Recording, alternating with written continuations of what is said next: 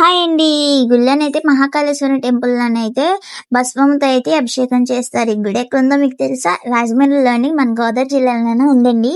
రాజమండ్రిలోనైతే మహాకాళేశ్వర ఆలయం అయితే ఉంది. ఈ గుడిని అయితే మధ్యప్రదేశ్‌లోని ఉజ్జయిని నమూనాగా ఈ టెంపుల్ అయితే నియమించారనమాట. దీంట్లో 151 శక్తిపీఠాలయితే ఉంటాయి. కాశీ వెళ్ళలేని వాళ్ళేంటంటే ఇక్కడికి రావచ్చు. ఇక్కడ దర్శనం చేసుకోవచ్చంట.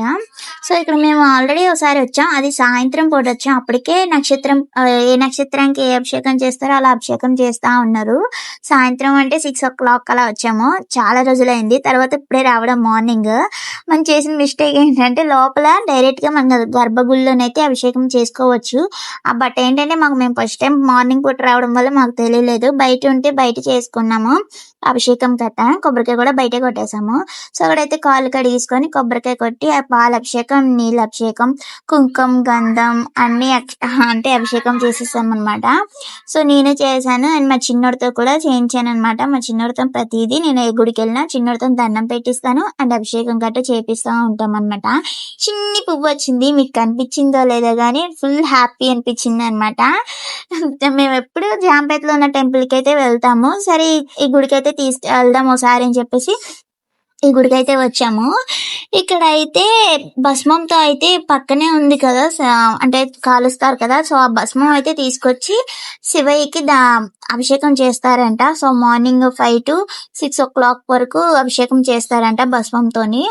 ఇక్కడ చూసారా పెద్ద గుడి. ఒక్కొక్క దేవుణ్ణి దర్శించుకోవాలంటే మినిమం 1 hour అయినా పడుతుంది. మేమంతా దర్శనం చేసుకోలేదు, ఆల్రెడీ చూసేసాం కాబట్టి.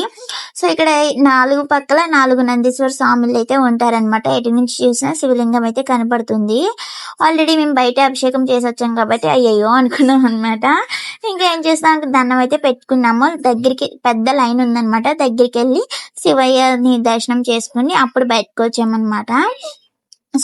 మీరు ఎవరైనా ఈ టెంపుల్కి అయితే వెళ్ళారా? వెళ్తే కామెంట్ చేయండి ఖచ్చితంగాను. ఇంకా రాజమండ్రిలో ఉన్న కొన్ని టెంపుల్స్ అయితే నేను వీడియో షూట్ చేశాను. ఎవరైనా చూడకపోతే మా ఛానల్ ఓపెన్ చేసి చూడండి ప్లీజ్. అండ్ కొత్తగా చూసిన వాళ్ళైతే మా ఛానల్ సబ్స్క్రైబ్ చేసుకొని లైక్ చేయండి, షేర్ చేయండి, కామెంట్ చేయండి. మా చిన్నోని చూసారా, బయటకు వచ్చాక ప్రసాదం తీసుకున్నాం అనమాట. శనగలు అయితే చాలా ఇష్టంగా తింటాడు. ఫస్ట్ అయితే వద్దన్నాడు, తర్వాత మాత్రం వదలకుండా తినేసాడు అనమాట. అంటే కొంచెం ఎండగా ఉంది, పాప ఉంది కదా, పాపనైతే చూస్తున్నారు. ఉంటున్నానండి, బాయ్.